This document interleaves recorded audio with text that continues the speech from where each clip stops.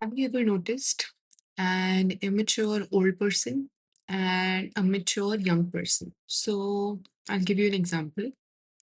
Let's think of a man, maybe a 50-year-old man, okay? And this person's maturity level is not very high. You speak to this person and you realize a lot of things they don't understand. There are a lot of things that they say which don't make a lot of sense. But at the same time, you meet, let's say, a 10-year-old boy. And this boy, when you meet with, you realize that they are very steady, that they are very balanced with their words, that they don't talk a lot, that they know when to speak and when to not give an input. And you see the way they handle themselves, and you think, wow, this boy is very mature for his age. And what is this maturity all about? Or where is this sort of wisdom coming from?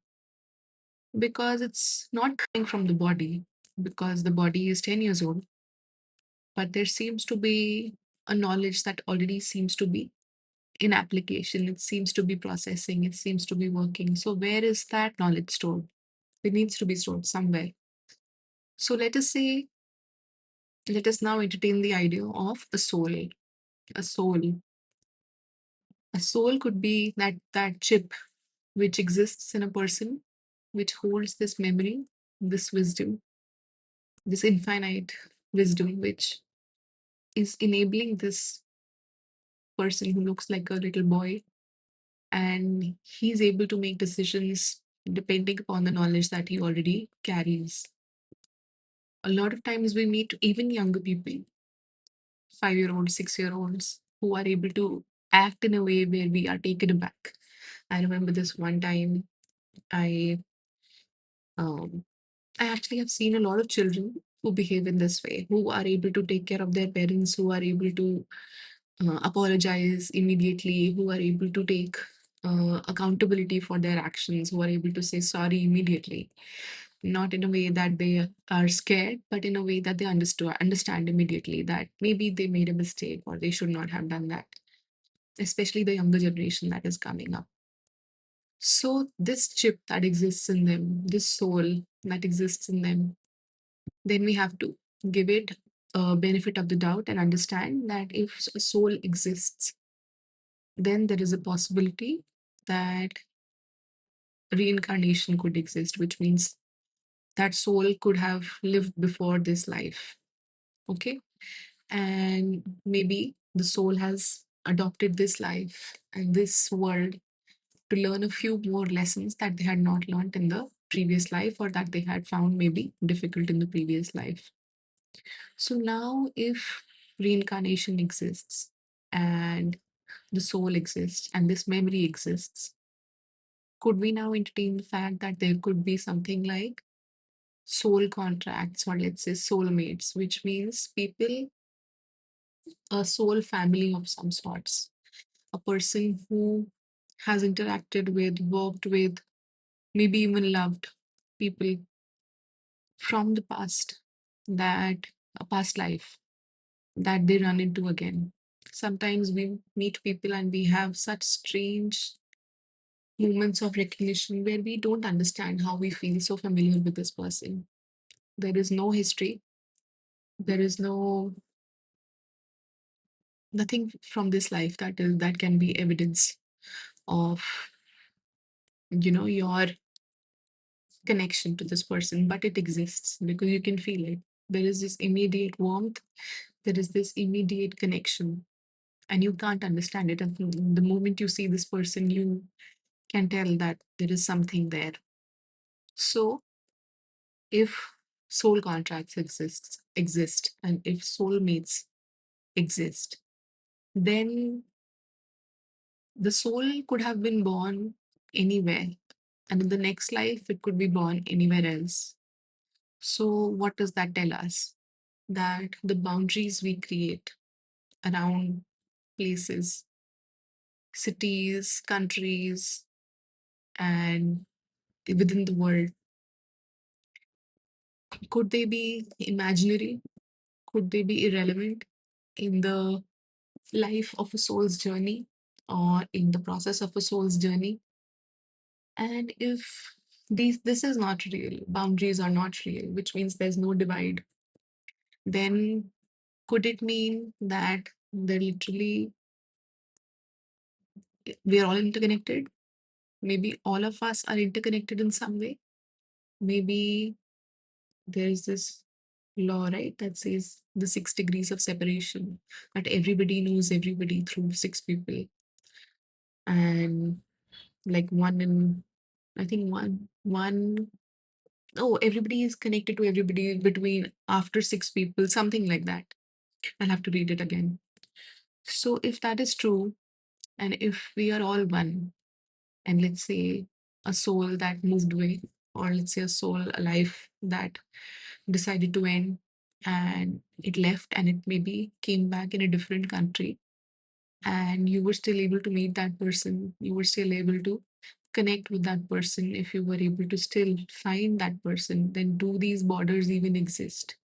And if this is imaginary, then what else is imaginary?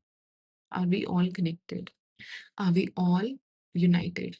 And if we are all united, if we are all one, like, sometimes there are things going on in different countries, and sad things and devastating things. And when we read about it, we start to get a reaction and it makes us sad.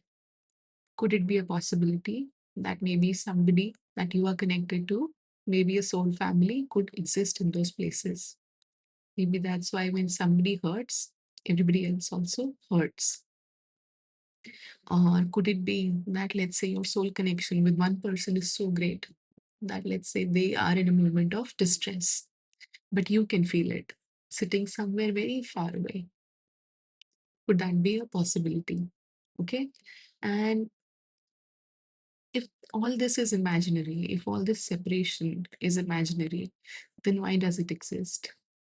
Why do we try to put borders between people and places and all these territories when it doesn't exist in the real world, in the actual world? If there are no boundaries between people, places, then why is it there? Why do we talk about it so much? And could it be that it is because we are so powerful that the moment we understand and realize that there are no such thing as boundaries, that we are all interconnected, and that we could impact and influence any one person in the world.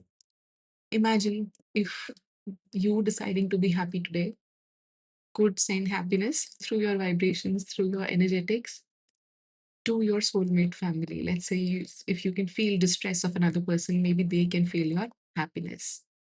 So, why do these then separations exist? I think it exists, or it is made to believe that we are separated, we are not connected. Because if we started to understand how united we were, how connected we were, it would make us really powerful and very empathetic.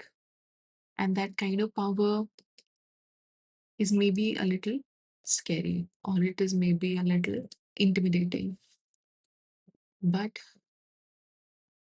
at the same time, like, imagine if, let's say, someone in your family moves on and ends up in a different country. Okay, you meet this person and in a different life, and you are still in different countries, but you meet and you have a recognition and you have a moment where you think, who is this person? Like, why is there uh, a recognition? But because of all this separation, we just started to assume that it could not be real, it could not be possible. Or maybe didn't we weren't able to get access to this person or to this soul family of ours because of all the separation that we have created in our being, that we sometimes we align with separatist ideas a little too strongly, where we identify as something or somebody very strongly. And sometimes it's okay. Like, let's say you want to take care of a community, to identify with that community becomes a good thing. But when you want to take care of the world, then you have to understand, or when you want to provide solutions, or let's say you want to create a change in the world, create a change in the way they think, or let's say maybe you are somebody whose thoughts and ideas match different countries, then why is there so much effort and so much stress on the separation that exists? And this is something that we need to think about. If we are not separated, if we are all interconnected, if we belong to everyone and everyone belongs to us, and if the world is not as big as we thought, and it's not as separated as we thought. There was this video, uh, to lighten the mood and talk about this. There was this video which spoke about, the things that we used to do in our childhood. And this person like listed a lot of things, like, like putting a coin under a paper and then using a lead to stencil it on top of the paper. And there were so many things that this person listed, and so many people from so many countries reached out and said, did we all do this when we were in our childhood? Did we all do this? Which makes it so clear that there is no separation. All our childhood experiences match, especially if you were born in a certain time where, the certain kind of games that were played during that time were matching. So then why do we want to create separation? Why do we want to create loneliness? Why don't we want to identify as, let's say, belonging to a particular, whatever you want to have it, whatever separation you want to create? I think there is more power in understanding that we are one rather than in putting us in little boxes. Because when we put ourselves in little boxes, we kind of tune down our power. We start to feel lesser because now we are trying to be one thing, but we are not one thing, we're everything. And we're all interconnected, we're all one, we're all powerful. So when one part of the world bleeds, we all feel the aftershocks of that pain.